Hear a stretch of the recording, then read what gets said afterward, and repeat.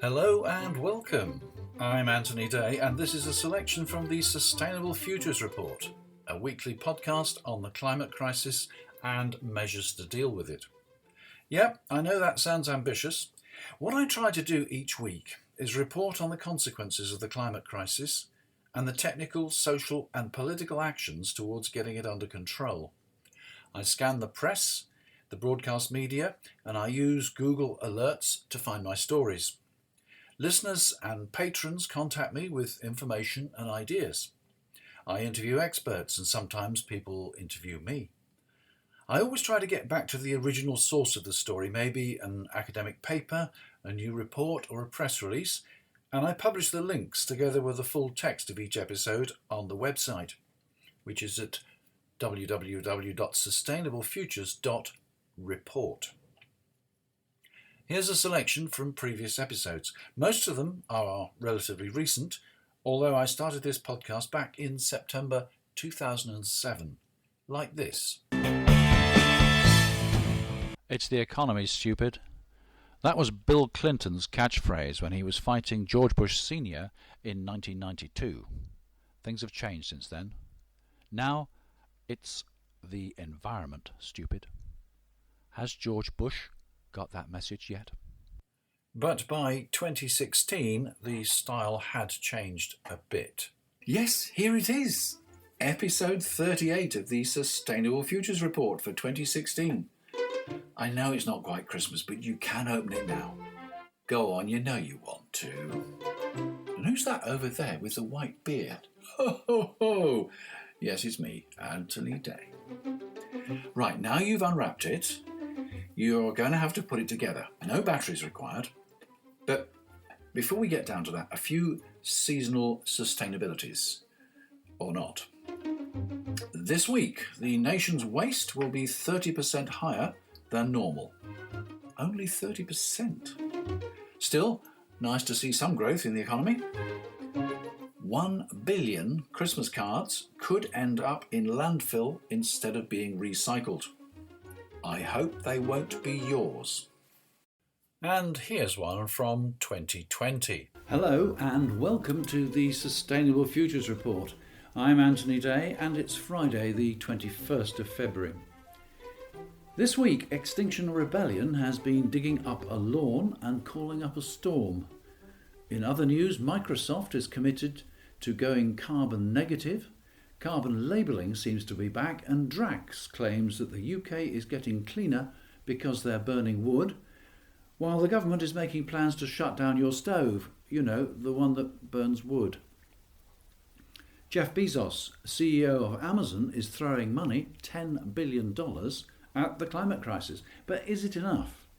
Political economist Anne Pettifor says that a shortage of money will never be a problem with dealing with climate change. The main obstacle is mobilising the skills and resources to do what's needed. Here are some of the people I've interviewed in the last 12 months on the Sustainable Futures Report. Anthony Davison from Big Barn about food. Captain Anderson about carbon balance. Rebecca Henderson about capitalism. Michael Binderbauer about nuclear fusion and solar panels on steroids. James Dyke of Exeter University. Peter Ettinger on sustainable waste management. Kevin Wilhelm on negotiation. James Spencer on oil markets. Professor Julia Steinberger on climate justice and economic inequality. Peter Krull on sustainable investment. Kathy Hanoun on geothermal energy for domestic heating, and several others. Before lockdown, I could take my recorder out on the street. In March 2019, the school strikes took place across the world. What do we want? Climate justice! When do we want it? Now! Hello, I'm Anthony Day, and this is... What do we want? Yes, I'll get back to you in a second. This is what democracy looks like! Last Friday, 1.4 million students in 128 countries across the world marched for climate action. Here's what I heard at my local protest. My name's Vida Coley. What's our purpose? to let leaders and authority know that we aren't going to stand by while they take decisions, which mean that our planet and the people living on it are going to be worse off. They can't stand idly by and ruin our futures. We really just want to fight back and speak out for our future, because we feel as if we've been failed by older generations to do something about the climate crisis, especially the government. It's about inspiring and uniting young people to stand up and take action. Later that year, Extinction Rebellion protested in Leeds. Why are you here? I'm here because Extinction Rebellion has declared there is a broken contract between the people and the government. We're here to wake people up. We're here to raise awareness and push climate breakdown up the public and political agenda. And that's why we've just parked a big yellow boat on the bridge. And we've parked a big yellow boat on the bridge. This is a symbol. It's become an icon of the rebellion. We apologise for the disruption. We can think of no other way. We've written to our councillors, we've written to the MPs, we've done petitions, we've had huge marches in London and elsewhere. Nothing has happened. This is an emergency. We have to do something different. My name's Anthony Day. Anthony Day. And I'll give you a little badge so you can find the Sustainable Futures Report. Just Google that. Oh, okay. I think I've heard of you, actually. Oh, good. Yeah. So you're here as a rebel doctor. I am. So why are you here? Why are you here as a doctor? Climate change poses the greatest threat to health currently and probably ever in the history of humanity. So do you think coming to this protest here today in Leeds, you're going to make a difference? Absolutely. In October 2019, I followed Extinction Rebellion to London. It's about 9:15 on Monday the 7th of October, and I just arrived at King's Cross in central London for the International Rebellion. Right, I'm in Trafalgar Square. There aren't very many people here at all. There are a few police vans, and the police helicopter, I presume that's a police helicopter, was just hovering overhead.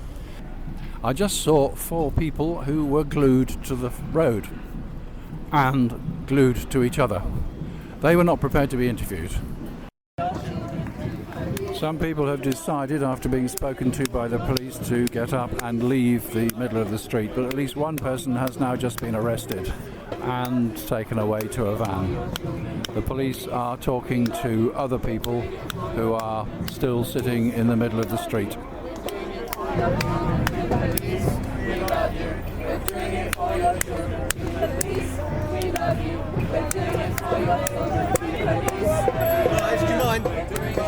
The obstruction of the highway is precisely this. Sometimes people interview me. Hey crazy birds! Welcome to another episode of Mama Earth Talk. I'm your host, Maris Canal.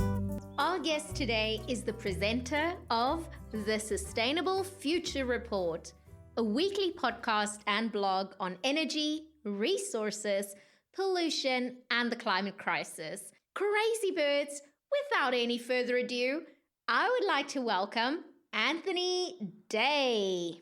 Thank you. Pleasure to be here. And then there's Julia Hartley-Brewer of Talk Radio. Let's talk to Anthony Day. He's an environmental consultant and presenter of the Sustainable Futures Report podcast. Good morning to you, Anthony.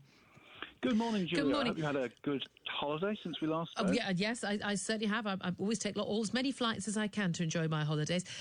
Extraordinary policy agreed by Labour Party yesterday. These net zero carbon emissions. Otherwise, this target of 2030 is completely and utterly unachievable. This is going to involve a major change in how ordinary people live their lives, isn't it? What they eat, whether they can heat their homes, how they travel, whether they can go on holiday abroad. This is going to involve huge tax increases to pay for it. This is, if it is achievable, it is only achievable with an awful lot of very angry people. Right, but we have a climate crisis, and all the dreadful things that you've mentioned will be forced upon us if we don't do something about the climate crisis. It's going to be Why will they be forced upon us? Because the climate will collapse. And the climate will collapse. Oh, sorry, could you have any scientific basis for that claim? Well, there is a thing called the IPCC. Have you heard of it? I don't think they've ever said that. Well, they in have... fact, I'm 99.9% sure they didn't say that in any of their reports. They didn't say that in those words, but that's no, they the didn't. indication. So they didn't say the climate would collapse. I mean, that literally is a statement. I would expect that of a 16-year-old Swedish girl, but I wouldn't expect that from an environmental consultant. But this is the point: this isn't a sensible conversation, is it? The environment will collapse. That has absolutely no meaning whatsoever. It's scaremongering nonsense. Well, now let me explain then what I mean. Things are getting hotter. How much has the world warmed by in the last 150 years? Quite a lot. How much? Just over a degree, I believe. It's just under 1%, actually. Yeah, but I that's know. not. Is that quite a lot? Yes, it is. It is. As we're coming out of a mini ice age, that's quite a lot. It's putting lots of energy into the weather systems, which is causing droughts. It's causing intense weather. I think you'll find that the IPCC, again, International Panel on Climate Change, has actually said it's too early to say with any confidence whatsoever that any extreme weather is being caused by climate change. You really should read these reports before you become an environmental consultant, Anthony. And some people have said that the IPCC is subject to political pressure and has been far too conservative in what it's said in its open...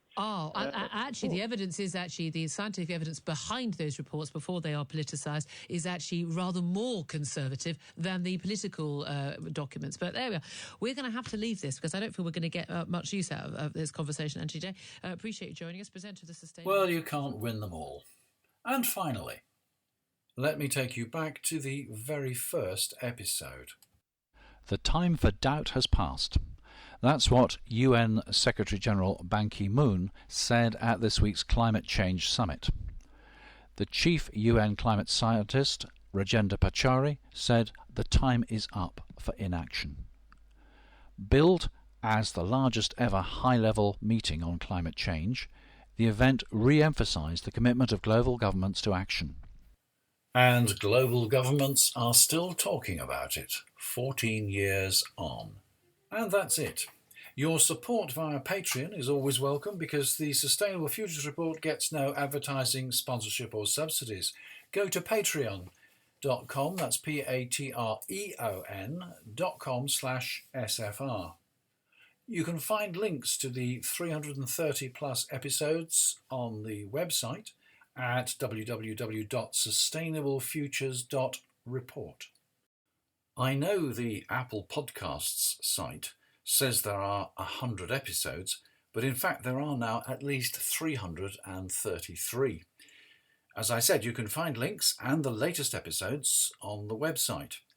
Texts prior to October 2020 are at anthonyday.blogspot.com.